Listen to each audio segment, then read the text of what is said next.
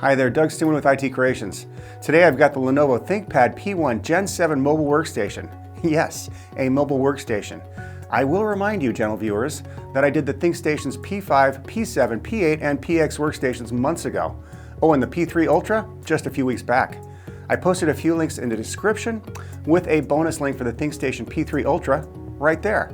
This mobile workstation has a 16-inch screen and is extremely thin at just 0.67 inches or 17 millimeters. I do like the anodized black finish on the aluminum alloy case, but will say it's a fingerprint magnet. Like our videos? Hit that subscribe button. Maybe a thumbs up. A bit early in the relationship? Then let's begin.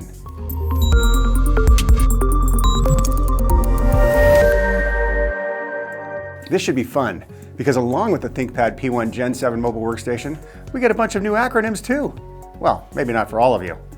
With support for Intel's Core i Ultra 5, 7, and 9 processors with up to 16 cores and a little AI boost thrown in for good measure, this system can be outfitted with up to 64 gigabytes of LPCAMM2 memory, operating at a theoretical throughput of 7.5 gigatransfers per second. See what I mean? LPCAMM2. We'll get to that. As a workstation, this system is ISV certified just like the big desktop towers to run complex programs from Adobe, Autodesk, Dassault Systems, Avid, Bentley, and quite a few others. Once again, this is a workstation. On the right-hand side, there's a Kensington lock slot, USB-C port offering 10 gigabit per second data transfer rates, a USB-A port offering 5 gigabit per second data transfer rates, and an SD Express 7.0 card reader. Flipping it around to the left-hand side, the power brick connector, and I will mention the brick is quite small, dual Thunderbolt 4 ports offering data transfer rates up to 40 gigabits per second, then an HDMI slot and combo headphone microphone jack. Only thing that might be missing from those side ports is an RJ45 LAN port, but there is definitely Wi-Fi 7.0 and Bluetooth 5.4 for a wireless network. Are you interested in the Lenovo ThinkPad P1 Gen 7 mobile workstation? If you are, then for a limited time you can save up to $500 off the purchase price of a system that's listed or one that you can configure at itcreations.com with a value of $5,000 or more. Just click that link to learn more, and when you're ready to make a purchase, just mention this video. This system is also mil-spec certified for harsh environments, essential for the longevity of your laptop. On the outside of the case, Lenovo's bold branding on top with an integrated red light for the dot over the I. Haha. Brings up memories of that strange plug in the bedroom of that Airbnb rental. Know what I mean? Jokes aside, it is a nice touch. On the bottom, you can see the exhaust vents for the dual fan layout. Inside, a 16-inch monitor and basic keyboard with island keys.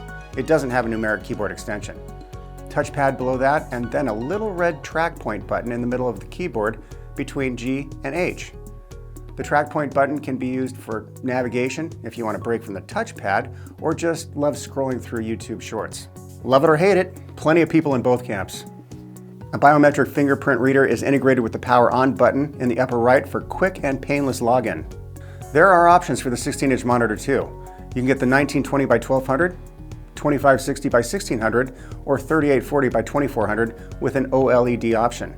That last one is new to this platform and has a contrast ratio of 100,000 to 1 compared to 1200 to 1 for the other two screens. Optional touchscreen on that last one too. The touchscreen will drain your battery at a faster rate, so keep that in mind. We don't have that display.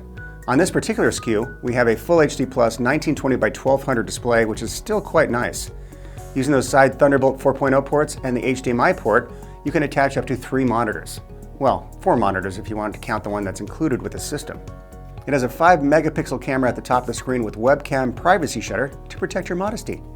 For sound, 2 speakers in front featuring Dolby Atmos for an improved sound quality which, like fine wine and cheese, pairs nicely with the Dolby Vision for vibrant colors and clarity.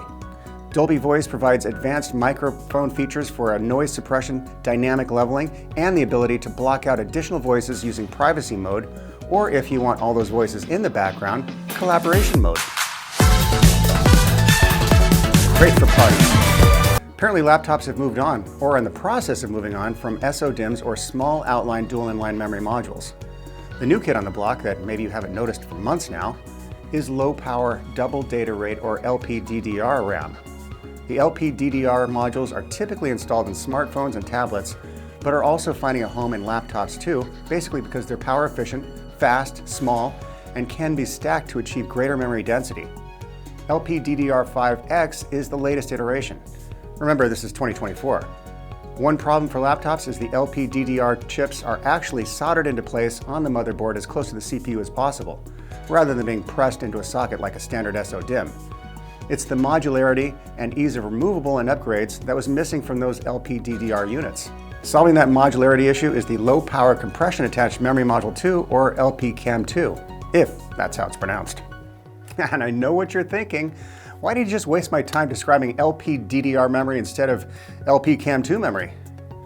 Well, because LPCAMM2 incorporates the LPDDR chips onto a circuit board, producing a modular memory unit that the end user can easily remove, replace, or upgrade. It's screwed down onto the motherboard with a bracket for protection. The LPDDR chips contained therein can be stacked much more efficiently, and it takes up much less space than DDR5 modules. One more thing, the LPCAMM2 sits on top of a compression connector with delicate little spring connectors that connect the motherboard to the actual LPCAMM2. Remember, compression attached memory modules. That bored even me. Let's move on. Intel AI Boost is actually an integrated neural processing unit, or NPU. It's part of Intel's Core Ultra Meteor Lake CPU architecture. Depending on your choice, supported CPUs can provide up to 11 TOPS. That would be trillions of operations per second, or tera operations per second. TOPS. As you may have guessed, TOPS is a measure of how many computing operations an AI chip can handle in 1 second. In this case, 11 trillion operations. Tera means the same thing, basically 10 to the 12th power, or a trillion. Think terabytes, which is also a unit of measure and means trillion bytes. And why do I even mention that? Because Intel's latest Wonder chips do include an integrated NPU to address AI applications, in this case, Copilot, and there is a key for that on the motherboard. This additional application seems kind of trivial at the moment, but I'm sure it will most likely become a dominant feature for your continued existence, like your smartphone, or maybe it just fades away. I will mention that Intel and Microsoft have arrived at a baseline for the AI PC, and it's 40 TOPS.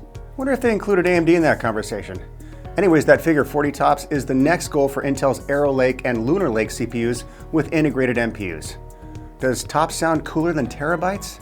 I think the marketing department thinks so. This system is the 21KV001KUS, and there are a bunch more random letters and numbers to combine for the various SKUs that are offered on this system. Ours features an Intel Core Ultra 7 165H CPU with 6 P cores, 8 E cores, and 2 LPE cores, for a total physical core count of 16 cores and 22 virtual threads.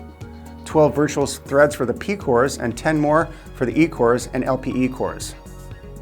This system has 32 gigabytes of LPCAMM2 memory installed, and it can support up to 64 gigabytes, so it is indeed upgradable. There is also a 1 terabyte NVMe Opal 2.0 performance drive with support for another and a maximum storage capacity of up to 8 terabytes, which you can also upgrade. The battery has 90 watt-hours, and with only 1 hour of rapid charge will provide an 80% of full power. Lastly, maybe not given the features on this system, an NVIDIA RTX 1000 8th generation GPU with 6 gigabytes of GDDR6 memory. There are a few other GPUs supported on this one, as this one is at the bottom of the stack and does include the 2000 and 3000 ADA cards, along with a GeForce 4060 or 4070 laptop GPU, if gaming is your main priority. I mean, not that you can't use those for work-related activities too. And yes, we did do some benchmarks on the CPU and GPU. As far as the Intel Core Ultra 7 165H CPU is concerned, not great performance, but not bad either. As I said, this mobile workstation is small and thin, about the size of a spiral paper binder you might have taken a class as a student. I mean, useful, yes, but it can't do what this baby can. And with this, who needs all those other things you may have stuffed into your backpack? Keep the lunch though. It did render our little breakfast nook methodically and thoroughly with a score of 8,122. The larger the box, the better the performance. You should see the results we got from the P8 workstation with AMD Ryzen Threadripper Pro 7995WX processor. Well, you can see it right there, upper left-hand corner.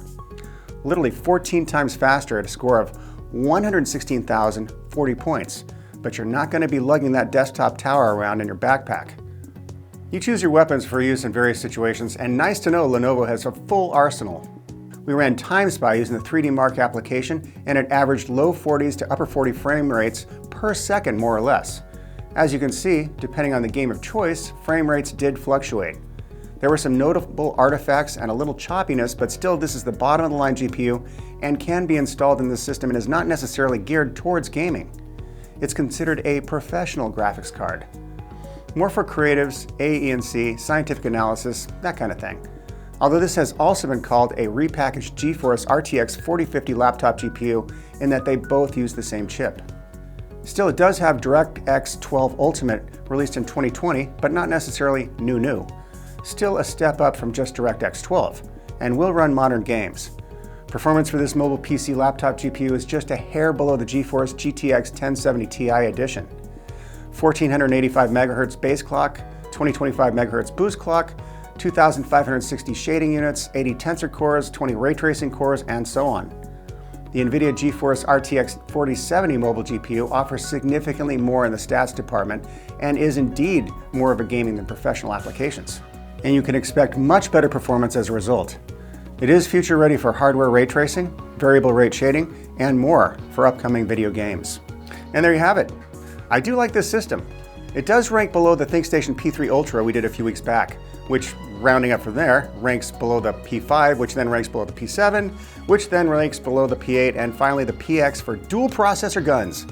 But again, choose your weapon.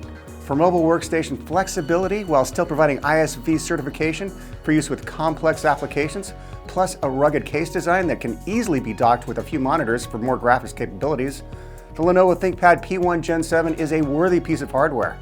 It may not be as fast and powerful as the larger workstations, but it will still get the job done.